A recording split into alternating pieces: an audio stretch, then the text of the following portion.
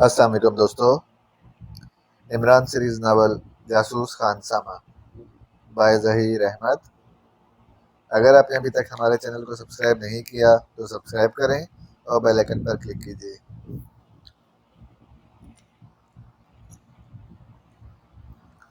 Tiger आंधी और तूफान की तरह रेड क्लब की तरफ आया था। वो सुलेमान को हर कीमत पर रेड क्लब में जाने से रोकना चाहता था। ये दुरुस्त था कि सुलेमान भी कोई आम इंसान नहीं था। वो गुंडों और बदमाशों से निपटना खूब जानता था। इमरान ने इसे खासे दांव सिखा रखे थे और बाज़ औक़ात इमरान की गैर मौजूदगी में टाइगर इमरान की हिदायत पर सुलेमान को अपने साथ अंडरवर्ल्ड की दुनिया की भी सैर करा चुका था, ताकि सुलेमान को अंडरवर्ल्ड के असरार और रमूज से वाकफियत हो सके और ज़रूरत पड़ने पर टाइगर की तरह इमरान इससे भी अपने मतलब का कोई काम ले सके। सुलेमान अच्छा खासा सुरागविसा और फाइटर तो नहीं था, और ना ही इसका कभी गुंडों और बदमाशों से पाला पड़ा था। इसलिए टाइगर का ख्याल था कि वो जल्द ही इस माहौल से उगता जाएगा और इसके साथ अंडरवर्ल्ड में दिलचस्पी लेना छोड़ देगा।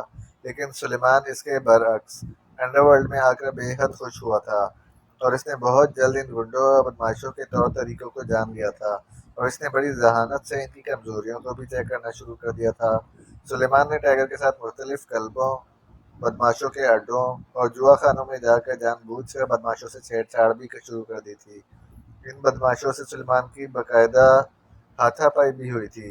क्योंकि सुलेमान माहिर फाइटर तो ना था, लेकिन वो किसी पहलवान और रेसलर से कम ना था। इसने पहलवानों के मखसूस दाव पेच से इन गुंडों को इस कदर धोबी पट्टर मारे थे कि वो बेचारे अपनी टूटी हुई हड्डियों को दोबारा जोड़ने के काबिल भी नहीं रहे थे। और सुलेमान ने अंडरवर्ल्ड में बहुत सी जगहों पर अपनी पहचान बना ली थी, और इसने अंडरवर्ल्ड में अपना नाम बना लिया था, जो ब्लैक मास्टर के तौर पर उभर कर सामने आया था। और ब्लैक मास्टर का नाम सुनकर बहुत से गुंडों और बदमाशों का पसीना छूट जाता था। अंडरवर्ल्ड में ब्लैक मास्टर के नाम से सुलेमान ने जिस तरह अपना सिक्का जमाया था, टाइगर को यकीन हो गया था कि बहुत जल्द सुलेमान अंडरवर्ल्ड में वो मकाम हासिल कर लेगा जो इसने हासिल कर रखा था। इसलिए टाइगर सुलेमान की आहिस्ता आहिस्ता ट्रेनिंग भी करता जा रहा था। वो सुलेमान को स्टेप बाय स्टेप आगे ले जा रहा था। इसने सुलेमान के लिए गुंडों और बदमाशों की कैटेगरियां बना रखी थी। वो चाहता था कि सुलेमान छोटे मोटे गुंडों के बाद बड़े गुंडों और बदमाशों का सामना करे। इसके अलावा इनसे भी बड़े गुंडों से टकराए, और जब वो इंतहाई महारत हासिल कर ले तब वो बड़े मगरमच्छों पर हाथ डाले। ऐसे मगरमच्छों पर जो सफाक होने के साथ साथ इंतहाई बेरहम और खूंखार दरिंदों जैसे बदमाश थे, जो इंसानों को गाजर मूली की तरह काटते थे और इन्हें मक्खियों और मच्छरों से ज़्यादा अहमियत ना देते थे। ऐसे खूंखार दरिंदा सिर्फ बदमाशों से टकराने के लिए अभी सुलेमान को बहुत कुछ सीखना बाकी था। और टाइगर ने रेड क्लब के जाशू दादा के बारे में भी ऐसा ही सुन रखा था कि वो इंसान कम और वहशी दरिंदा ज़्यादा है, जो ज़बान से कम और असलहा से बात करना ज़्यादा पसंद करता है, और इसके सामने अगर कोई खड़ा हो जाए तो वो एक लम्हे में इसकी लाश गिरा देता था। जाशू दादा के बारे में टाइगर ने सिर्फ सुना ही था। इसका खुद कभी जाशू दादा से टकराव नहीं हुआ था। इसलिए जब इसने इमरान से सुना कि सुलेमान जाशू दादा से टक्कर लेने रेड क्लब गया है, तो वो परेशान हो गया। इसके ख्याल के मुताबिक अभी सुलेमान इस हद तक ट्रेन नहीं हुआ था कि वो जासूस दादा जैसे बदमाश से टकरा सके। इसलिए वो जल्द से जल्द रेड क्लब पहुंच जाना चाहता था, ताकि अगर सुलेमान जासूस दादा से टकरा भी जाए तो वो इसे संभाल सके। टाइगर अभी कार मोड़ कर रेड क्लब जाने वाली सड़क पर आया ही था कि अचानक माहौल एक इंतहाई जबरदस्त धमाके से गूंज उठा। धमाका इस कदर जोरदार था कि टाइगर के हाथ भी स्टीयरिंग व्हील पर बहक गए और इसकी कार सड़क पर बुरी तरह लहरा गई। लेकिन इसने फौरन कार को संभाल लिया। सड़क पर और भी गाड़ियां मौजूद थीं, जो इस धमाके के असर से सड़क पर बुरी तरह से लहरा गई थीं, और फिर सड़क पर ब्रेकें लगने से टायरों की जोरदार आवाज़ों से चीखने और गाड़ियां आपस में टकराने के धमाकों से माहौल और ज़्यादा गूंज उठा। टाइगर फौरन कार घुमाकर सड़क के किनारे ले गया। सड़क पर तेज रफ्तार कारें उलटती पुलटती हुई इसके कार के करीब से गुजरती चली गईं। पीछे से आती हुई एक तेज रफ्तार कार टाइगर के पीछे मौजूद एक कार से टकराई, और वो कार किसी जेट जहाज की तरह हवा में बुलंद होती हुई टाइगर की कार की तरफ आती दिखाई दी। टाइगर ने बैक मिरर में इस कार को बुलंद होते देखा तो इसने फौरन ब्रेक लगा दी। इसकी कार रुकी, और हवा में बुलंद होती हुई कार इसकी कार के ऊपर से गुजरती हुई सामने जा गिरी। जोरदार धमाका हुआ और कार बुरी तरह से कलाबाजी खाती हुई आगे मौजूद एक ट्रालर से टकरा गई। टाइगर ये होलनाक मंजर देखकर एक लम्हे के लिए साकत सा रह गया। इसने सामने देखा तो इसे सड़क के आखिर में आग और धुएं का तूफान बुलंद होता दिखाई दिया। आग और धुआं धूल के बादल इस जगह थे जहां धमाका हुआ था। और फिर अचानक सड़क पर हर तरफ जैसे पत्थरों और कंकरियों की बारिश शुरू हो गई। धमाके से जो इमारत तबाह हुई थी, इसके टुकड़े हवा में बुलंद हुए थे और अब बारिश की तरह हर तरफ बरस रहे थे। चंद कंकर टाइगर की कार की विंड स्क्रीन पर पड़े और विंड स्क्रीन चकनाचूर होती चली गई। टाइगर फौरन नीचे झुक गया, वरना विंड स्क्रीन की कुर्सियों से वो भी जख्मी हो जाता। इसी कार पर तड़ातड़ पत्थर पत्थर बरस रहे थे। सड़क पर अब भी कई गाड़ियां एक दूसरे से टकरा रही थीं। हर तरफ से इस इंसानी चीखों पुकार सुनाई दे रही थी, जैसे वहां क़यामत बर्पा हो गई हो। कुछ देर बाद जब पत्थरों की बारिश हुई तो टाइगर ने सर उठाया। अब इसे हर तरफ गिरदो गुबार दिखाई दे रहा था। वो शीशे की कुर्सियां झाड़ता हुआ कार का दरवाजा खोलकर बाहर आ गया। गिरदो गुबार की वजह से वहां अंधेरा सा छा गया था। सड़क पर बेशुमार इंसान जख्मी हालत में बुरी तरह से चीख रहे थे, मगर वो सब जैसे इस गिरदो गुबार में छुपे हुए थे। टाइगर का दिमाग साए साए कर रहा था। खौफनाक धमाके की बाजगश्त अभी तक इसके कानों में गूंज रही थी। इसने जहां आग और गिरदो गुबार के बादल बुलंद होते देखे थे, वहां दूसरी बड़ी इमारतों के साथ रेड क्लब की इमारत भी थी। वही रेड क्लब जहां सुलेमान गया हुआ था। और टाइगर का दिमाग चीख चीख कर इससे कह रहा था कि धमाके से कोई और इमारत नहीं, बल्कि रेड क्लब की इमारत ही तबाह हुई थी। रेड क्लब की तबाही के ख्याल से बार बार इसकी आंखों के सामने सुलेमान का चेहरा आ रहा था। जिस जगह टाइगर खड़ा था, रेड क्लब वहां से कम से कम 1 किलोमीटर के फासले पर था। और धमाके से कई किलोमीटर तक इमारत के टुकड़े गिरे थे, जिससे जाहिर था कि रेड क्लब तो क्या, इसके इर्द गिर्द की इमारतें भी तिनकों की तरह उड़ गई थीं। और इन इमारतों में मौजूद अफराद का क्या हशर हुआ होगा। वो अजहर मन अल शम्स था। और टाइगर को इस ख्याल से ही जुर्री आ रही थी कि अगर धमाके से कबल सुलेमान वहां पहुंच गया था तो वो इस खौफनाक तबाही से कैसे बच सकता था। ओह, अगर सुलेमान को कुछ हो गया तो मैं बॉस को क्या जवाब दूंगा, टाइगर ने खौफ से कांपते हुए बड़बड़ा कर कहा। इसका चेहरा सता हुआ था और इसकी आंखें यूं फैली हुई थीं जैसे अभी उबल कर बाहर आ गिरेंगी। वो कार से निकलकर बेइख्तियारी तौर पर आगे बढ़ा चला जा रहा था। इस पर मुसलसल धूल गिर रही थी, लेकिन इसे कोई परवाह नहीं थी। गिरदो गुबार में इसे आगे का मंजर दिखाई भी नहीं दे रहा था, लेकिन इसके बावजूद वो रुके बगैर आगे बढ़ा चला जा रहा था। अभी वो थोड़ी ही दूर गया होगा कि इसे पुलिस मोबाइलों और एम्बुलेंसों के सायरनों की तेज आवाजें सुनाई दी। इंतजामिया रेस्क्यू टीमें शायद जाए हादसा की तरफ आ रही थीं। पुलिस मोबाइल और एम्बुलेंसों के सायरनों की आवाज़ सुनकर टाइगर के कदम तेज हो गए। वो जल्द से जल्द रेड क्लब के करीब पहुंच जाना चाहता था, क्योंकि वो जानता था कि अगर पुलिस और रेस्क्यू टीमें वहां पहुंच गईं तो इसे शायद आगे नहीं जाने दिया जाएगा। जो कि इस होलनाक तबाही में सुलेमान का जिंदा बच जाना नामुमकिनात में से था। लेकिन इसके बावजूद टाइगर को एक मासूम सी उम्मीद थी कि सुलेमान हलाक नहीं हुआ, वो जिंदा है। कैसे, ये वो खुद भी नहीं जानता था। इसका दिल था जो चीख चीख कर इसे सुलेमान के जिंदा होने का कह रहा था। इसलिए तेज तेज चलते हुए इसने अचानक दौड़ना शुरू कर दिया। वो कम होते हुए गुबार में बेतहाशा दौड़ा चला जा रहा था। सड़क पर हर तरफ लाशें बिखरी हुई थीं। कटे फटे इंसानी औजारों के साथ वहां बेशुमार लोग जख्मी हालत में बुरी तरह तड़प और चीख रहे थे। गिरदो गुबार से इनके जिस्म ढक गए थे और वहां बिखरा हुआ खून भी जैसे धूल में मिलता जा रहा था। टाइगर मुसलसल भागा जा रहा था। थोड़ी ही देर में वो ठीक इस जगह पहुंच गया जहां रेड क्लब की बुलंदो बाला इमारत थी। और अब वहां मलबे और बड़े गड्ढे के सिवा कुछ दिखाई नहीं दे रहा था। धमाका इंतहाई ताकतवर बम से किया गया था, जिससे रेड क्लब और इसके इर्द गिर्द की इमारतों के निशान भी मिट गए थे। वहां अब भी धूल और आग थी। तबाहशुदा इमारतों के इर्द गिर्द लाशें ही लाशें बिखरी हुई थीं। यूं लग रहा था जैसे वहां जिंदा इंसान रहते ही नहीं थे, किसी कब्रिस्तान को बम मारकर तबाह कर दिया गया था। और इस कब्रिस्तान की लाशें जमीन से निकलकर बाहर आ गई थीं। जगह जगह मलबे मलबे के ढेर लगे हुए थे। टाइगर जुनूनियों की अंदाज में इधर उधर भागता फिर रहा था। वो वहां नजर आने वाली एक एक लाश और एक एक बिखरे हुए एज़ा को देख रहा था, जैसे इनमें से कोई सुलेमान हो। इमदादी टीमें जाए हादसा के नजदीक पहुंच गई थीं और हर तरफ से दौड़ने भागने की आवाजें सुनाई दे रही थीं, लेकिन टाइगर को जैसे इनकी तरफ कोई परवाह नहीं थी। वो पागलों के से अंदाज में हर तरफ सुलेमान को तलाश कर रहा था। सुलेमान, कहाँ हो तुम सुलेमान? थक हार कर टाइगर ने मलबे के एक ढेर पर दम से बैठते हुए कहा। इसकी आंखें पथराई हुई थीं और वो बेहद परेशान था। इसका दबदबा होने वाले मलबे से सुलेमान की लाश तलाश करना भी भूसे से सुई तलाश करने के ही मुतरादिफ था। टाइगर अगर इमरान का शागिर्द था तो सुलेमान इसके साथ रहकर अब इसका शागिर्द बन चुका था, और अपने शागिर्द की हलाकत के ख्याल से ही टाइगर का दिल गम से फटा जा रहा था। इसके इर्द गिर्द आग जल रही थी और वो हर तरफ यूं पथराई हुई नजरों से देख रहा था, जैसे अभी सुलेमान किसी तरफ से निकलकर इसके सामने आ जाएगा।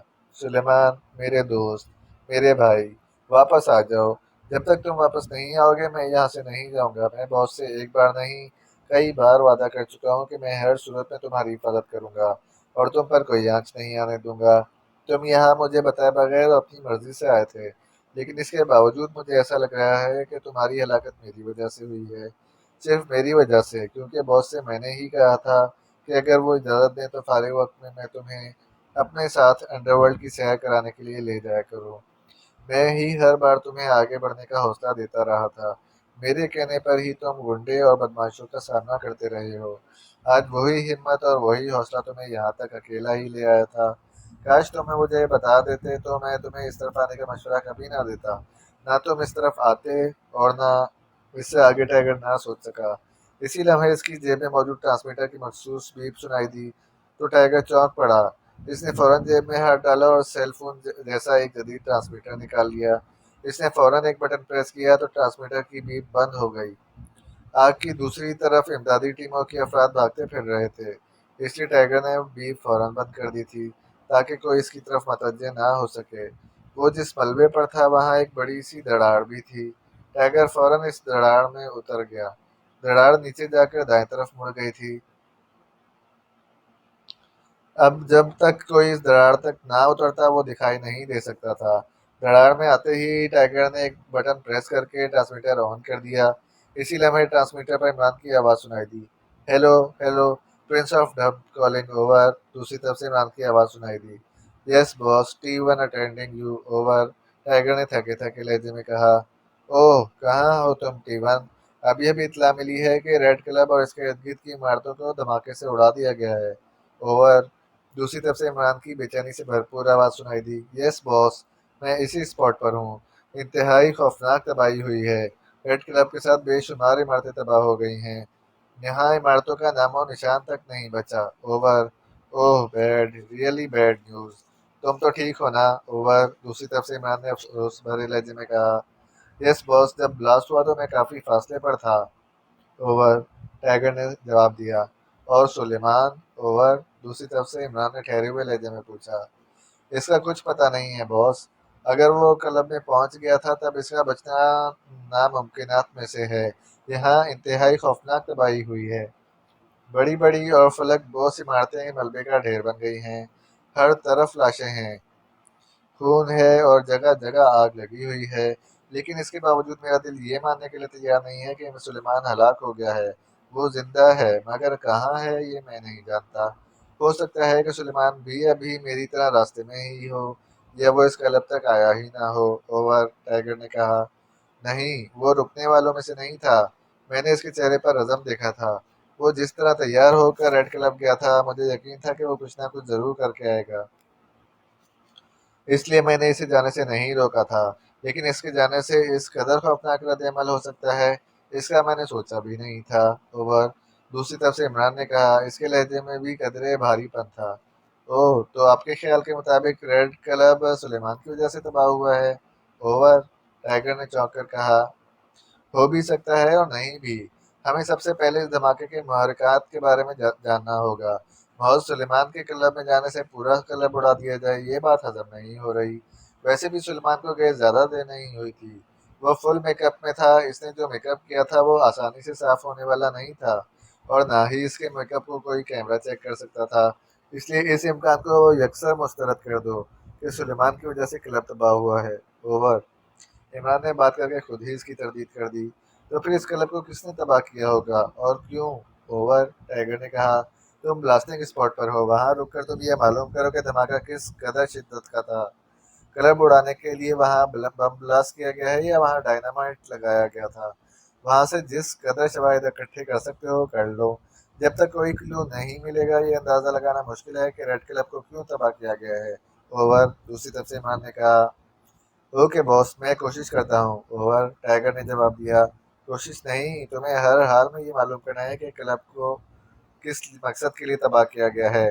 क्लब को ज़रूर किसी खास मकसद के लिए ही तबाह किया गया है, या फिर शायद ये इन शिद्दत पसंदों की कार्रवाइयों का शाखसाना है जो पाकेशिया और पाकेशिया की सालमियत के दुश्मन बने हुए हैं और मासूम और बेगुनाह लोगों को हला करके अपनी नफरतों और अपने नाम नेहाद अना की तस्कीन के लिए मौत का भयानक खेल खेलते रहते हैं। ओवर। इमरान ने बेहद तल्ख लहजे में कहा। यस बॉस, मैं मालूम कर लूंगा। ओवर। टाइगर ने ईमान का तल्ख अंदाज सुनकर हकलाते हुए कहा। पुलिस और इमदादी टीमें वहां पहुंच चुकी होंगी। तुम रेड स्टार कार्ड का इस्तेमाल करो, किसी को अपने काम में मुदाखलत ना करने देना। रेड स्टार कार्ड की वजह से तुम्हारे कोई आड़े नहीं आएगा। ओवर। इमरान ने तेज लहजे में कहा। Yes boss. Okay boss. Over. Tiger ने कहा। यस बॉस ओके बॉस से काम नहीं चलेगा टाइगर। तुम्हें क्लब की तबाही के महरक़ात और असबाब जानने के साथ साथ वहाँ सुलेमान को भी तलाश करना है। अगर वो जिंदा है तो ठीक है, अगर नहीं तो मुझे इसकी लाश चाहिए। जब तक मैं इसकी तजहीज़ और तदफीन अपने हाथों से नहीं करूँगा मुझे सुकून नहीं आएगा। तुम नहीं जानते सुलेमान मेरे लिए क्या था। ओवर। इमरान ने मगमूम लहजे में कहा। अब मैं इसे तलाश करता हूँ बॉस। ओवर। टाइगर ने हकलाते हुए लहजे में कहा। ओके, जैसे ही कुछ मालूम हो मुझे फौरन कॉल करना। मैं तुम्हारी कॉल का मुंतज़िर रहूंगा। ओवर। दूसरी तरफ से इमरान ने तहकुमाना लहजे में कहा। Yes boss. ओवर। टाइगर ने कहा। ओके। Over and all. दूसरी तरफ से इमरान ने कहा और इससे रब्ता ख़त्म कर दिया। टाइगर ने थके थके अंदाज में ट्रांसमीटर ऑफ किया और इसे जेब में डाल लिया। इमरान ने इसे रेड कार्ड के इस्तेमाल का कहा था जो इमरान ने ही खुसूसी तौर पर इसे एक्सटो की तरफ से जारी कर रखा था। इस कार्ड से टाइगर वहाँ एक्सटो के नुमाइंदा खसूसी की हैसियत से काम कर सकता था। रेड स्टार कार्ड होल्डर की हैसियत किसी तरह भी एक्सटो की हैसियत से कम ना थी और तमाम इंतजामी और अमूरी इदारे इस कार्ड होल्डर के अहकाम मानने और इस पर अमल करने के पाबंद होते थे और इस कार्ड होल्डर के किसी मामले में रखना अंदाजी नहीं कर सकते थे। दरार के बाहर बदस्तूर दौड़ने और भागने की आवाज़ें सुनाई दे रही थीं। टाइगर चंद लम्हे सोचता रहा और फिर वो आहिस्ता आहिस्ता दरार से निकल कर बाहर आ गया। इसके चेहरे पर नया वलवला और नया अज़म था, जैसे इसने ईमान के हुक्म पर अमल करने का मुसम्मम इरादा कर लिया हो।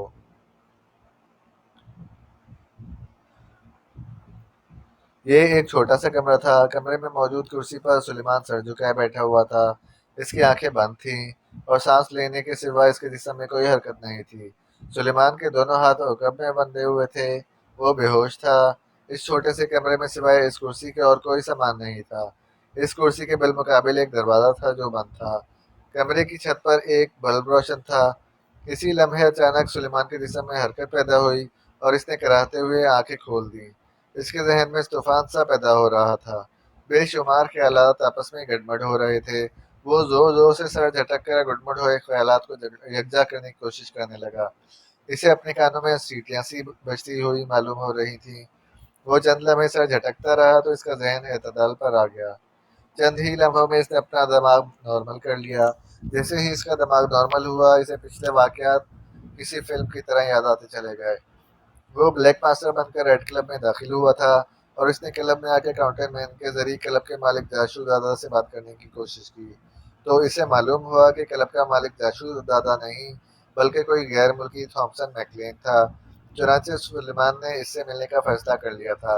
इसे एक्रीमिया के एक क्रिमिनल मास्टर ग्रुप के बारे में मालूमात हासिल थी, इसलिए इसने फ़ोन पर थॉमसन मैकलेन से बड़े एतमाद और ठोस अंदाज में बात की थी।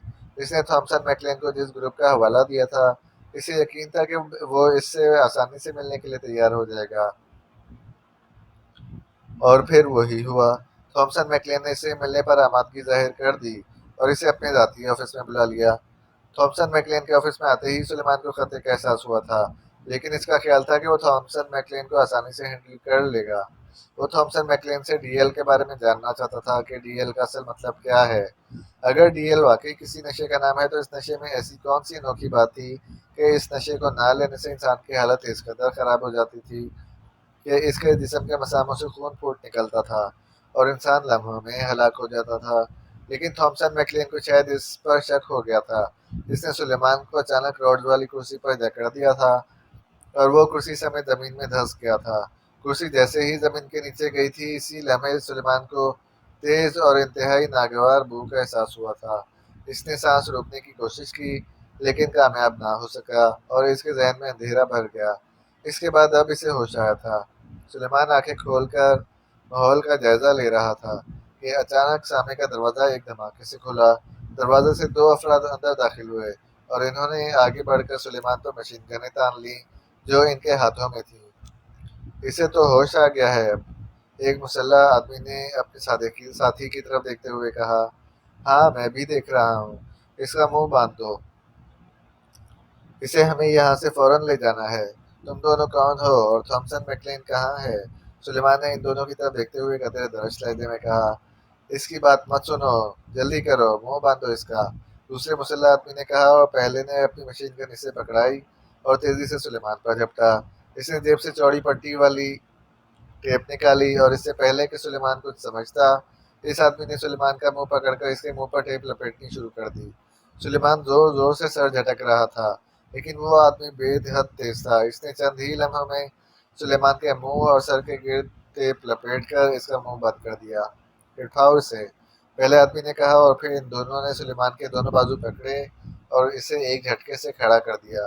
सुनो, चुपचाप हमारे साथ चलो, वरना तुम्हें हलाक करने में हमें कोई अफसोस नहीं होगा, एक आदमी ने सुलेमान से मुखातिब होकर कहा। सुलेमान के दिमाग में एक बार फिर आंधियां सी चलना शुरू हो गई थी। इसकी समझ में नहीं आ रहा था कि आखिर ये सब हो क्या रहा है और क्यों हो रहा है। थॉमसन मैकलेन ने भी इससे बड़ी अजीब बातें की थी और वो इसे डबल जीरो कह रहा था और इसका कहना था कि इसने इसके पर्सनल सेफ से जीरो एक्स फाइल चोरी की है। वो किस फाइल का जिक्र कर रहा था, इस फाइल में क्या था और वो इसे डबल जीरो क्यों कह रहा था। फिर इसने रॉड्स वाली कुर्सी पर जकड़ कर इसे जमीन के नीचे फेंक दिया था और इसे किसी गैस से बेहोश कर दिया गया था। और अब ये दो मुसल्ला अफराद यहाँ आ गए थे जो इसे न जाने कहाँ ले जा रहे थे। सुलेमान इनसे पूछना चाहता था, लेकिन इन्होंने इसके मुंह पर टेप बांध रखी थी। अब सुलेमान की समझ में नहीं आ रहा था कि वो क्या करे। इसके दोनों हाथ बदस्तूर अकुब में बंधे हुए थे। वो चाहता तो अपने हाथों को मखसूस अंदाज में हरकत देकर आगे ले आता और हाथों की रस्सियां दांतों से मखोलकर इन दोनों मुसल्ला अफराद से टकरा सकता था, लेकिन वो अभी ऐसा कुछ नहीं करना चाहता था। इसलिए इसने इन मुसल्ला आदमियों के साथ जाने का फैसला कर लिया कि देखें वो इसे कहाँ और किस मकसद के लिए ले जा रहे हैं। सुलेमान चुपचाप इनके साथ दरवाजे की तरफ बढ़ गया। दरवाजे के बाहर एक तवील राहदारी थी, जिससे आगे एक वसी मैदान था। राहदारी के साथ ही एक बंद बॉडी की वैन खड़ी थी। सुलेमान को इस वैन में सवार किया गया और वो दोनों मुसल्ला अफराद इसके दाएं बाएं बैठ गए। इसके बैठते ही वैन तेजी से आगे बढ़ने लगी। वैन के शीशे अंधे थे, इसलिए सुलेमान बाहर का मंजर नहीं देख सकता था। वैन काफी देर तक हमवार सतह पर दौड़ती रही और फिर अचानक वैन यूं चलने लगी जैसे वो कच्चे और गैर हमवार रास्ते पर दौड़ रही हो। वैन काफी देर तक इसी तरह उछलती और हचकोले खाती हुई दौड़ती रही। फिर काफी देर बाद वैन रुक गई। वैन रुकते ही मुसल्ला अफराद फौरन उठे और इन्होंने वैन का पिछला दरवाजा खोल दिया और वैन से बाहर निकल गए। चलो बाहर आओ जल्दी, एक मुसल्ला आदमी ने सुलेमान से मुखातिब होकर सख्त लहजे में कहा और सुलेमान उठकर खड़ा हो गया और वैन से बाहर निकल आया। वैन एक हॉलनुमा कमरे में थी। कमरा रोशन था, सामने एक दरवाज़ा था जो खुला हुआ था और दूसरी तरफ एक तवील राहदारी थी। कमरे और राहदारी में जगह जगह मुसल्ला बदमाश दिखाई दे रहे थे। दोनों मुसल्ला अफराद सुलेमान को लेकर इस राहदारी की तरफ बढ़े और फिर वो इसे लेकर राहदारी के आखिर में मौजूद एक बड़े से एक दरवाजे के पास आकर रुक गए। दरवाज़ा बंद था और दरवाजे के ऊपर एक सुर्ख रंग का बल्ब जल रहा था। दरवाजे के साइड में एक पैनल लगा हुआ था। मुसल्ला आदमी ने पैनल पर एक जगह अपना अंगूठा रखा तो पैनल पर हल्की सी रोशनी चमकी। पैनल पर इसने थंब प्रिंट दिया था। फिर इस आदमी ने जल्दी जल्दी पैनल के चंद नंबर प्रेस किए तो बड़ा दरवाज़ा खुद ब खुद खुलता चला गया। दूसरी तरफ एक और हॉल था। इस हॉल में एक जहाजी साइज की ऊंची मेज थी, जिसकी दूसरी तरफ एक कुर्सी थी। मेज के सामने एक छोटा सा गोल चबूतरा सा बना हुआ था। इस चबूतरे पर एक लोहे की कुर्सी रखी हुई थी। दोनों मुसल्ला आदमी सुलेमान को इस चबूतरे की तरफ ले गए और इन्होंने इसे इस कुर्सी पर बिठा दिया।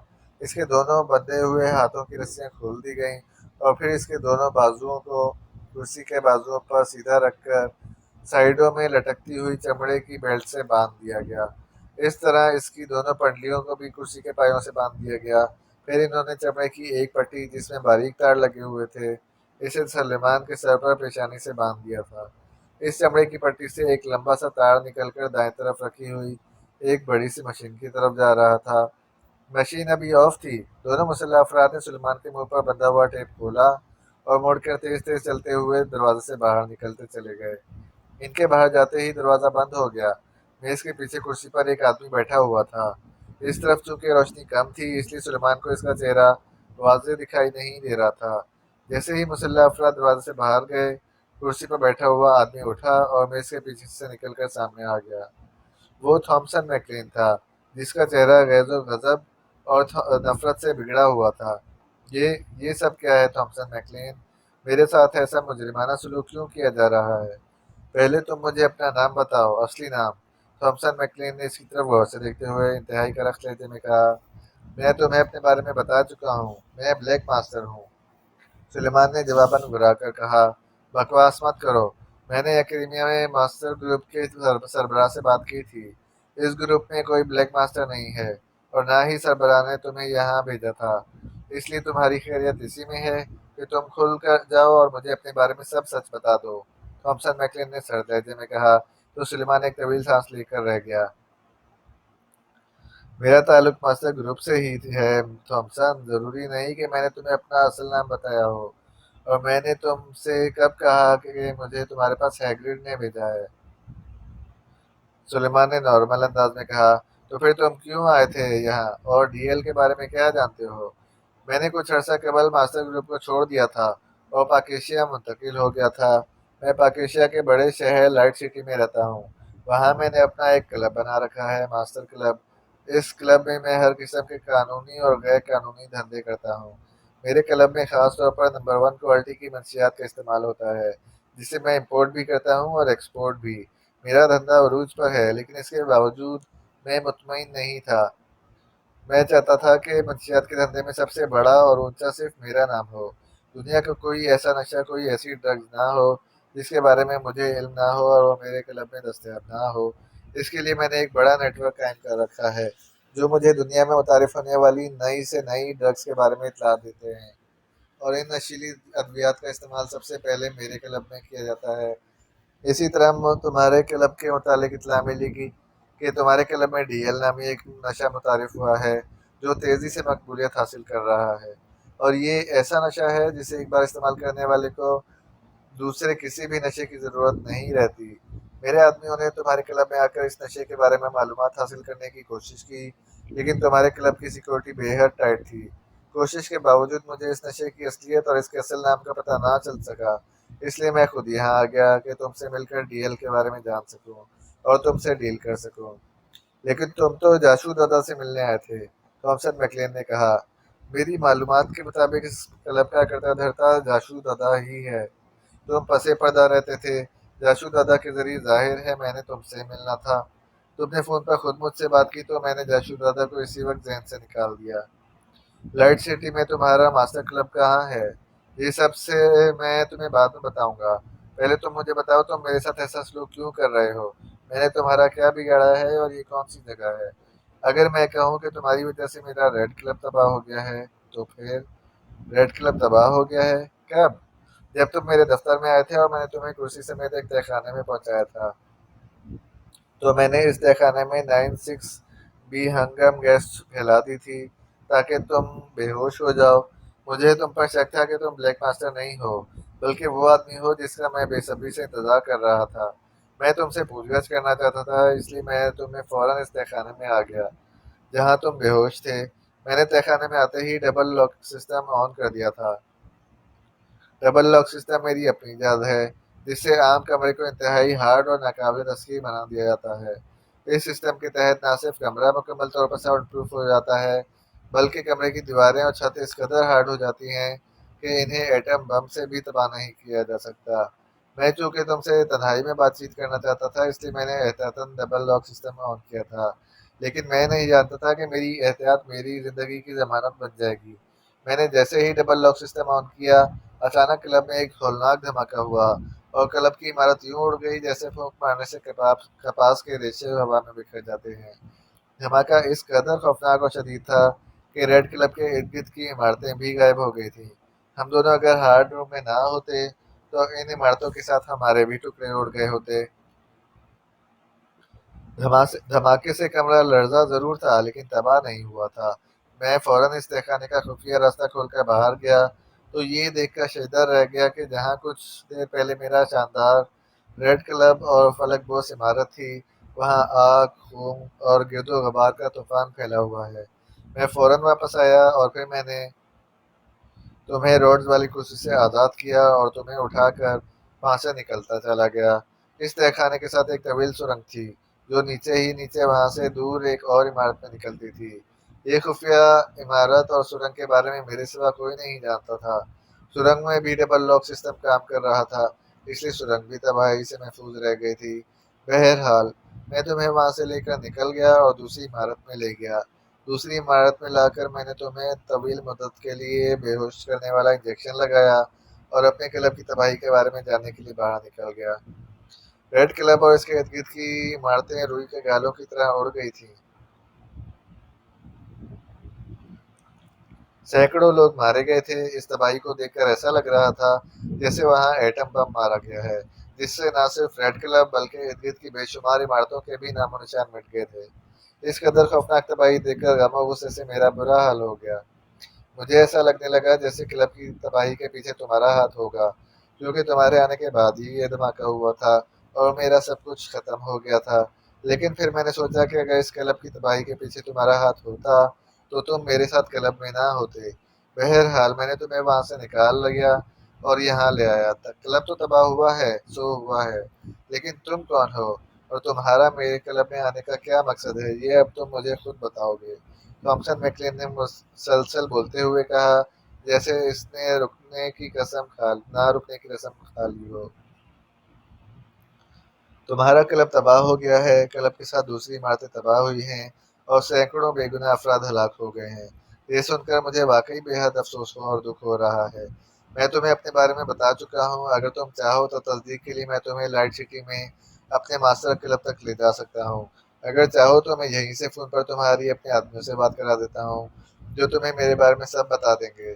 सुलेमान ने इत्मीनान भरे लहजे में कहा और रेड क्लब की हैरत अंगेज तबाही पर इसके ज़हन ने भी खिलाबाजियाँ खानी शुरू कर दी थी। वो दिल ही दिल में अल्लाह ताला का लाख लाख शुक्र अदा करने लगा था कि थॉमसन मैकलेन ने बर वक्त इसे तहखाने में पहुंचा दिया था और ख़ुद वहां आकर अपना खुद साख्ता ईजाद डबल लॉक सिस्टम ऑन कर दिया था, जिससे वो कमरा तबाह होने से बच गया था। वरना थॉमसन मैकलेन के कहने के मुताबिक जिस तरह रेड क्लब तबाह हुआ था, इसका जिंदा बच जाना नामुमकिन ही था। देखो रॉबर्ट, मेरे सामने ख्वाह लड़ने की कोशिश मत करो। मेरा इतना बड़ा नुकसान हुआ है, मैं बहुत गुस्से में हूँ। ऐसा ना हो कि मैं अपना सारा गुस्सा तुम पर निकाल लूँ। तुम मेरे बारे में कुछ नहीं जानते। रेड क्लब में सब मुझे खूनख्वार भेड़िए के तौर पर जानते हैं, और जब मैं इंसान से भेड़िया बनता हूँ तो फिर मैं कुछ नहीं देखता। मेरे सामने नौजवान हो, बूढ़ा हो, औरत हो या कोई मासूम बच्चा, मैं इसके टुकड़े उड़ा देता हूँ। इसलिए तुम्हारी भलाई इसी में है कि मुझे भेड़िया बनने पर मजबूर मत करो और सारी हकीकत उगड़ दो। रॉबर्ट ये मेरा नाम नहीं है। कभी तुम मुझे डबल जीरो कहते हो, कभी रॉबर्ट। आखिर तुम मुझे समझ क्या रहे हो? सुलेमान ने कहा।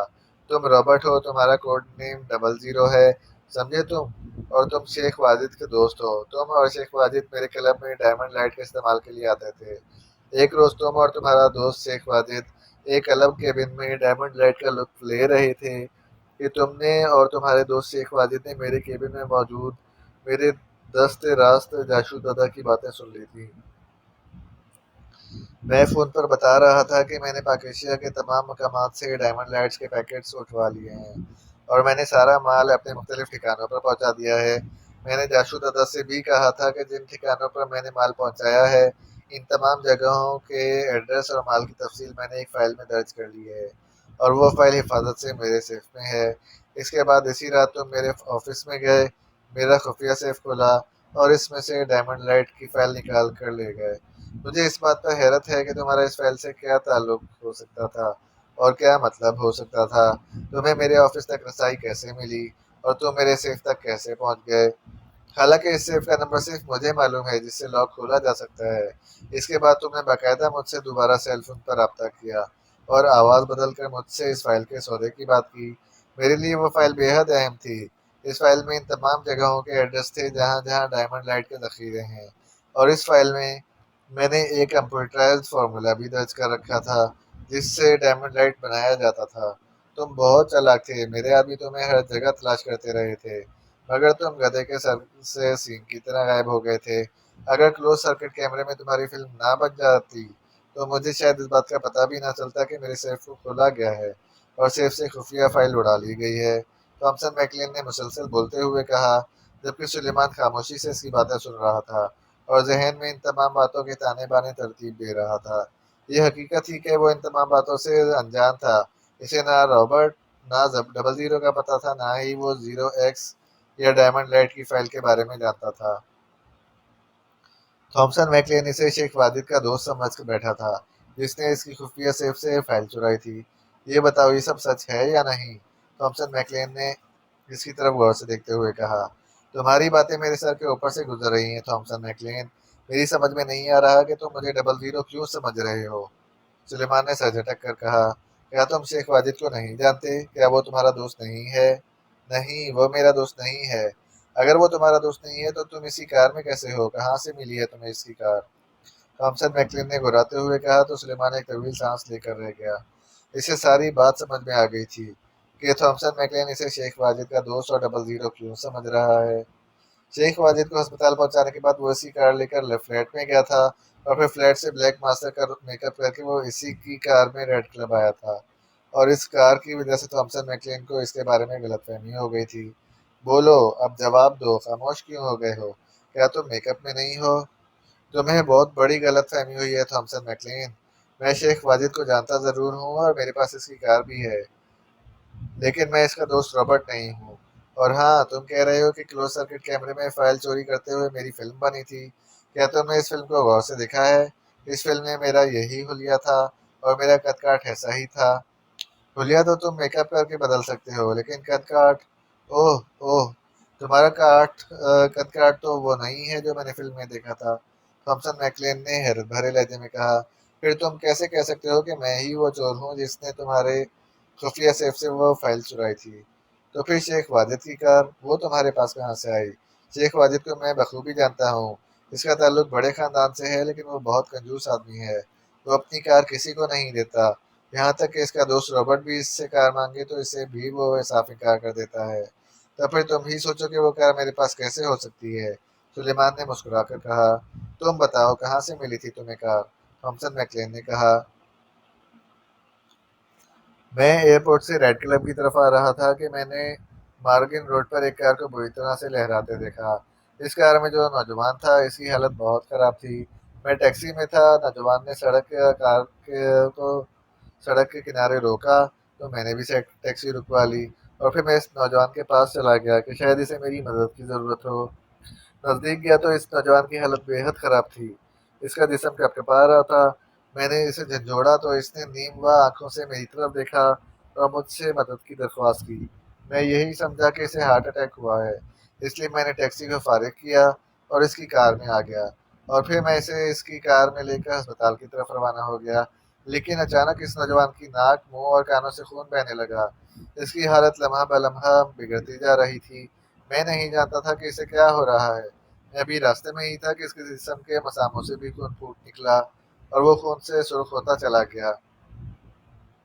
اس کی حالت دیکھ کر میں گھبرا گیا۔ پھر مجھے اور کچھ نہ سوچا تو میں نے ایک ویران سڑک پر لے جا کر اسے چیک کیا تو وہ ہلاک ہو چکا تھا۔ میں اس کی لاش نہ اپنے ساتھ لے جا سکتا تھا اور نہ ہی اس کے ساتھ رہ سکتا تھا۔ پہلے میں نے اسے اس کی کار میں چھوڑ کر جانے کا فیصلہ کیا، لیکن میں جہاں تھا وہاں دور نزدیک کسی ٹیکسی اور لفٹ ملنے کا امکان نہیں تھا، اس لیے میں نے اس نوجوان کی لاش وہیں پھینک دی اور اس کی کار لے آیا۔ میرا ارادہ تھا کہ تم سے ملنے کے بعد میں اس کی کار کہیں لے جا کر چھوڑ دوں گا، سلیمان نے ایک اور کہانی گھڑتے ہوئے کہا۔ اوہ، کیا وہ نوجوان بے ہوشی کی حالت میں ہی ہلاک ہو گیا تھا؟ ہاں، اسے بس اس وقت ہوش آیا تھا جب میں نے اسے جھنجھوڑا تھا اور اس نے مجھ سے مدد مانگی تھی۔ کیا تم مجھے احمق سمجھتے ہو یا میں تمہیں پاگل دکھائی دیتا ہوں؟ تھامسن میکلین نے گھراتے ہوئے کہا۔ کیا مطلب، میں نے ایسا کیا کہہ دیا ہے؟ تم نے ابھی تھوڑی دیر پہلے کہا تھا کہ تم اسے جانتے ہو اور اس کا نام شیخ واجد ہے۔ اگر اسے ہوش نہیں آیا تھا تو تمہیں اس کا نام کیسے معلوم ہو گیا؟ اب تو میں یہی کہوں گا کہ تم پاگل نہیں لیکن احمق ضرور ہو، سلیمان نے مسکرا کر کہا۔ شٹ اپ، کیا بکواس کر رہے ہو؟ تھامسن میکلین نے دھاڑتے ہوئے کہا۔ تم خود کو بہت زیادہ عقلمند سمجھتے ہو تھامسن میکلین، لیکن ایسا نہیں۔ میں نے شیخ واجد کو سڑک پر پھینکنے سے پہلے اس کی جیبوں کی تلاشی لی تھی۔ اس کی جیب میں والیٹ اور اس کا شناخت نامہ موجود تھا اور کاکے کاغذات پر بھی اس کے نام پر ہیں۔ سلیمان نے کہا تو تھامسن میکلین غصے اور پریشانی سے ہونٹ کاٹنے لگا۔ تو تم واقعی 00 نہیں ہو؟ تھامسن میکلین نے پریشانی کے عالم میں کہا۔ نہیں، بالکل نہیں۔ ٹھیک ہے، اگر تم 00 نہیں ہو تو پھر مجھے تم سے کوئی مطلب نہیں ہے۔ میں نے تمہیں اپنے ساتھ کافرستان لا کر اپنا وقت ہی ضائع کیا ہے، تھامسن میکلین نے کہا تو سلیمان بری طرح سے چونک پڑا۔ کافرستان؟ اوہ اوہ، یہ تم کیا کہہ رہے ہو؟ میں کافرستان میں ہوں؟ ہاں، پاکیشیا میں میرا ریڈ کلب تباہ ہو گیا تھا۔ میری فائل سے ایڈریس حاصل کر کے 00 نے ان تمام جگہوں پر ریڈ کیا تھا اور وہاں میرے آدمیوں کو ہلاک کر کے تمام ڈائمنڈ لائٹ پر قبضہ کر لیا تھا۔ اس کے علاوہ اس نے میری اس فیکٹری پر بھی قبضہ کر لیا تھا جہاں ڈائمنڈ لائٹ تیار ہوتا ہے، اس لیے میرا وہاں رکنے کا کوئی جواز نہیں تھا۔ میرا اصل ہیڈ کوارٹر کافرستان میں تھا، اس لیے میں تمہیں لے کر فوراً یہاں آ گیا، تھامسن میکلین نے کہا تو سلیمان کا رنگ فک ہو گیا۔ اس کے وہم و گمان میں بھی نہ تھا کہ تھامسن میکلین اسے اس طرح لے کر راتوں رات کافرستان پہنچ جائے گا۔ وہ ابھی تک یہی سمجھ رہا تھا کہ ریڈ کلب کی تباہی کے بعد تھامسن میکلین اسے اپنے کسی دوسرے ٹھکانے پر لے آیا ہے۔ کافرستان میں کہاں؟ سلیمان نے سرسراتے ہوئے لہجے میں کہا۔ تم جان کر کیا کرو گے بلیک ماسٹر؟ تم میرے لیے قطعی طور پر غیر اہم ہو، اس لیے اب تم چھٹی کرو، تھامسن میکلین نے کہا اور اس نے جیب سے ایک ریموٹ کنٹرول نما آلہ نکال لیا۔ یہ تم کیا کر رہے ہو؟ سلیمان نے بوکھلا کر کہا۔ تم اس وقت الیکٹرک چیئر پر بیٹھے ہوئے ہو بلیک ماسٹر، میں نے مشین آن کر دی ہے، بس اب ایک اور بٹن دبانے کی دیر ہے، اس چیئر میں انتہائی طاقتور کرنٹ دوڑ جائے گا اور پھر تمہارا کیا حشر ہوگا تم یہ خود بہتر طور پر سمجھ سکتے ہو، تھامسن میکلین نے کہا اور اس کا جواب سن کر سلیمان کا دل دھک سے رہ گیا۔ ابھی بھی وقت ہے، اپنے بارے میں سچ سچ بتا دو ورنہ بس بٹن دبانے کی دیر ہے۔ رکو، بٹن مت دبانا، میں نے تم سے کچھ غلط نہیں کہا، سلیمان نے پریشانی کے عالم میں کہا۔ سوری، اب کچھ نہیں ہو سکتا، goodbye, goodbye, Thomson McLean نے کہا اور پھر اس سے پہلے کہ سلیمان کچھ کہتا اس نے ریموٹ جیسے آلے کا بٹن پریس کر دیا۔ اسی لمحے سلیمان کو ایک زوردار جھٹکا لگا اور اچانک کمرہ اس کی انتہائی بھیانک اور دردناک چیخوں سے گونج اٹھا۔ بڑی تباہی ہوئی ہے عمران صاحب، 10 بڑی عمارتیں تباہ ہوئی ہیں، بے شمار عمارتوں کو جزوی نقصان پہنچا ہے۔ اب تک کی رپورٹ کے مطابق 400 افراد ہلاک ہو گئے ہیں اور اس سے 3 گنا افراد زخمی ہیں۔ ابھی تک وہاں سے ملبہ ہٹایا جا رہا ہے جہاں لاشیں اور زخمی ہیں، بلیک زیرو نے کانپتے ہوئے لہجے میں عمران سے مخاطب ہو کر کہا، جو بھی تھوڑی دیر پہلے دانش منزل آیا تھا۔ عمران بے حد سنجیدہ تھا۔ ٹیگر سے ٹرانسمیٹر پر بات کر کے اسے یقین ہو گیا تھا کہ سلیمان اس ہولناک تباہی کی زد میں آ گیا تھا اور اب شاید ہی وہاں سے سلیمان کی کوئی ہڈی بھی مل سکے۔ اس نے سلیمان کے سیل فون پر بھی کئی بار رابطہ کرنے کی کوشش کی تھی لیکن سلیمان کا سیل فون آف تھا، جو ظاہر ہے اس دھماکے کی نظر ہو گیا تھا۔ ہاں، لیکن میری سمجھ میں نہیں آ رہا کہ ایک کلب کو اس بری طرح سے کیوں تباہ کیا گیا ہے۔ وہاں ہونے والی تباہی دیکھ کر تو ایسا لگ رہا ہے جیسے وہاں باقاعدہ طاقتور میزائل داغے گئے ہوں۔ میں نے نیوز چینلز پر تباہی کے مناظر دیکھے ہیں، اس تباہی کو دیکھ کر لگتا ہے جیسے ریڈ کلب یا اس کے ارد گرد کی کسی عمارت سے بارود سے بھرا ہوا کوئی ٹرک ٹکرا گیا ہو یا پھر وہاں طاقتور ڈائنامائٹ پھٹ پڑے ہوں۔ بہرحال جو بھی ہوا اچھا نہیں ہوا ہے، بے گناہ انسانی جانوں کے ضیاع کا سن کر دل دہل جاتا ہے۔ ہر طرف زخمی افراد جن میں کسی کے ہاتھ نہیں تو کسی کے پاؤں نہیں، کوئی اندھا ہو جاتا ہے تو کوئی بہرا۔ ان دھماکوں کی زد میں آنے والے کئی افراد تو اپنے سارے اعضاء سے ہی محروم ہو جاتے ہیں۔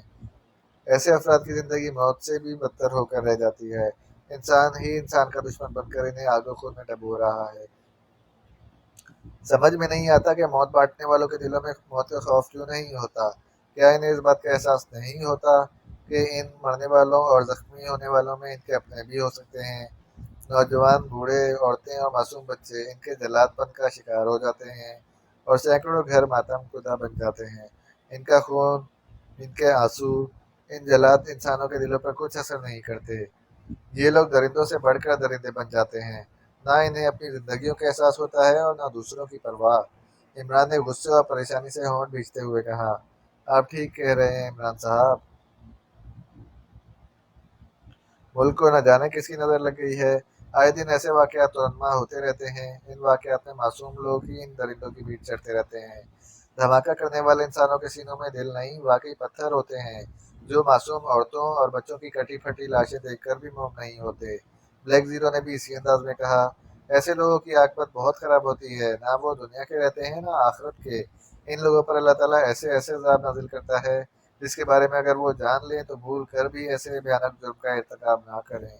इमरान ने कहा, आपका क्या ख्याल है, रेड क्लब और दूसरी इमारतों को इन्हीं लोगों ने निशाना बनाया है जो इन दिनों पाकिस्तान की बर्बादी और बदनामी के अलमदार बरदार हैं? ब्लैक जीरो ने कहा, मैं किसी पर इल्ज़ाम आयद नहीं करता। मैं तो ये सब इसलिए कह रहा हूँ कि धमाके करने वाले इंसान ही होते हैं और इंसान ही इंसानों की तबाही का बायस बनते हैं, चाहे वो किसी रंग व नस्ल से ही क्यों ना हो, इनके अकायद कुछ भी हों और वो किसी भी मजहब से ताल्लुक़ रखते हों। लेकिन इन लोगों को ये ज़रूर सोचना चाहिए कि हर इंसान की रगों में सुर्ख रंग का ही खून दौड़ता है, जिसे वो अर्जा करके सड़कों और गली मोहल्लों में बहाते फिरते हैं। इन्हें खून की कीमत मालूम नहीं है। खून की कीमत इन्हें तब मालूम होती है जब इनका कोई अपना खून में नहाता है।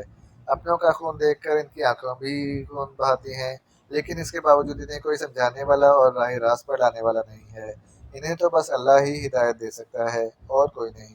इमरान कहता चला गया, हाँ वाकई, अल्लाह ही इन्हें हिदायत दे और कम अज़ कम मुसलमान अपने मुसलमान भाइयों का इस तरह खून बहाना बंद कर दें।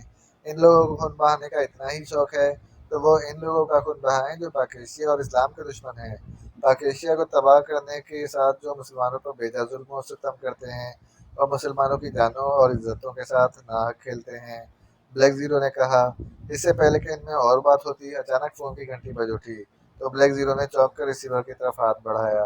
एक्स तो ब्लैक जीरो ने रिसीवर उठाकर कान से लगाते हुए कहा, सुल्तान बोल रहा हूँ। इमरान है यहाँ? दूसरी तरफ से सर सुल्तान की आवाज़ सुनाई दी। जी हाँ, यही है, बात करें, ब्लैक जीरो ने असली आवाज़ में कहा और रिसीवर इमरान की तरफ बढ़ा दिया। Yes, Ali Imran speaking. इमरान ने इंतहाई संजीदा लहजे में कहा, बड़े संजीदा मालूम हो रहे हो, खैर तो है? दूसरी तरफ से सर सुल्तान ने इसकी संजीदा आवाज़ सुनकर हैरत भरे लहजे में कहा, मुल्क के जो हालात हैं, हर तरफ तबाही और बर्बादी का बाजार गर्म है। लोड शेडिंग ने सबका जीना महल कर रखा है और महंगाई ने गरीब आदमी को गरीब तर बना दिया है कि इन्हें कई कई रोज फाके करना पड़ रहे हैं। इन हालात में बड़े बड़ों पर संजीदगी गालिब आ जाती है। जनाब, मैं भला किस खेत का बादाम हूँ? इमरान ने इसी तरह बड़े संजीदा लहजे में कहा और इसका आखिरी जुमला सुनकर ब्लैक जीरो के होठों पर बेइख्तियार मुस्कुराहट फैल गई। खेत की मूली होने का मुहावरा तो सुनता आया हूँ, ये खेत का बादाम पहली बार सुन रहा हूँ। दूसरी तरफ से सर सुल्तान ने कहा, हाँ वाकई, बादाम, पिस्ता, चिलगोजे, काजू और ऐसे बड़े बड़े मेवा जात के नाम तो अब सिर्फ सुनने सुनाने की हद तक ही रह गए हैं। इन सब चीज़ों की शक्लें देखे हुए भी अरसा हो गया है। मालूम नहीं, बादाम टमाटर जैसी शक्ल का होता है, पिस्ता प्याज जैसा होता है, अखरोट तरबूज जैसा और काजू करेले जैसा। कुछ याद नहीं आ रहा। इमरान ने कहा तो दूसरी तरफ सर सुल्तान बेख्तियार हंस पड़े। क्या बात है, आज पिस्ते बादाम बहुत याद आ रहे हैं। कहीं सुलेमान की तरह तुमने भी तो हुर्रे खाने शुरू नहीं कर दिए? दूसरी तरफ से सर सुल्तान ने हंसते हुए कहा, हाय हुर्रे, मकवी जी जात बनाने का फन तो बेचारा वो ही जानता था, वो गया तो सब कुछ गया। क्या हुरेरा जात, क्या माश की दाल और क्या चाय। इमरान ने एक सर्द हरकत भरते हुए कहा, क्या मतलब? क्या सुलेमान तुम्हें छोड़कर चला गया है? ये कैसे हो सकता है? सर सुल्तान ने हैरत भरे लहजे में कहा, क्या मतलब? होने को तो मुर्गी के अंडे से हाथी भी पैदा हो सकता है, लेकिन मरने वाला दोबारा इस दुनिया में वापस आ जाए, ये वाकई नहीं हो सकता। इमरान ने इसी अंदाज में कहा, ओह ओह, तुम्हारा मतलब है सुलेमान? दूसरी तरफ से सर सुल्तान ने बुरी तरह से चौंकते हुए कहा, जी हाँ, इसकी उम्र दिन ब दिन बढ़ती जा रही थी। किसी हसीना का तो वो प्यारा बन नहीं सका, इसलिए वो अल्लाह को प्यारा हो गया। इमरान ने बड़े दुख भरे लहजे में कहा, ओह, कब हुआ? ये क्या हुआ था इसे? दूसरी तरफ से सर सुल्तान ने अफसोस भरे लहजे में कहा, होना क्या था जनाब? عشق کے چکروں میں وہ صحرا صحرا جنگل جنگل مارا مارا پھر رہا تھا۔ جنگل میں ایک درخت پر اسے سیاہ فام حسینہ دکھائی دی۔ وہ حسینہ کو درخت سے اتارنے کے چکر میں بندر کی طرح درخت پر چڑھتا چلا گیا۔ درخت پر بیٹھی ہوئی حسینہ عالم نے شرارت کی تو درخت پر موجود شہد کی مکھیوں کے چھتے نے ہاتھ مار دیا۔ شہد کی مکھیاں سیاہ حسینہ عالم کی تو رشتے دار تھی، اسے انہوں نے کچھ نہ کہا، اور جمع غفیر کی طرح سلیمان بیچارے قسمت کے مارے پر ٹوٹ پڑی۔ بس پھر کیا تھا، سلیمان سیر سے سوا من ہو گیا، اور پھر وہ جو درخت سے گرا تو زوردار دھماکے سے پھٹ گیا۔ اس کا ایک ٹکڑا یہاں گرا تو کوئی وہاں۔ عمران نے بڑے مرغوم لہجے میں کہا تو بلیک زیرو بے اختیار ہنس پڑا۔ یہ سب تم سنجیدگی سے بتا رہے ہو یا مذاق کر رہے ہو؟ دوسری طرف سے سر سلطان نے اس کی بیتوکی باتیں سن کر قدرے ناخوشگوار لہجے میں کہا، ہائے کاش کہ یہ مذاق ہی ہوتا، اب میں ادھار کی چائے اور ماش کی دال کہاں سے لاؤں گا؟ جب تک سلیمان تھا تو اپنا بھی چائے پانی چل ہی جاتا تھا، اب تو بس ماش کی دال اور ہونٹ گرم گرم چائے کو ترستے رہیں گے۔ عمران نے کہا، اب تمہاری فضول کی باتیں ختم ہو گئی ہوں تو میں کچھ کہوں؟ دوسری طرف سے سر سلطان نے سنجیدہ لہجے میں کہا، کہیں جناب، کچھ نہیں، بہت کچھ کہہ لیں۔ جس بیچارے کا کوئی اس سے بچھڑ جائے وہ کس ذہنی صدمے سے دوچار ہوتا ہے، یہ آپ کو کیا معلوم؟ آپ تو سلطان ہیں، اور سلطانوں کا تو ہر حکم نادر شاہی حکم ہوتا ہے۔ عمران بھلا آسانی سے کہاں باز آنے والوں میں سے تھا۔ ابھی تھوڑی دیر پہلے مجھے نائجیرین اتاشی مسٹر ہوماگی کی کال آئی تھی، انہوں نے مجھے ایک اہم بات بتائی ہے۔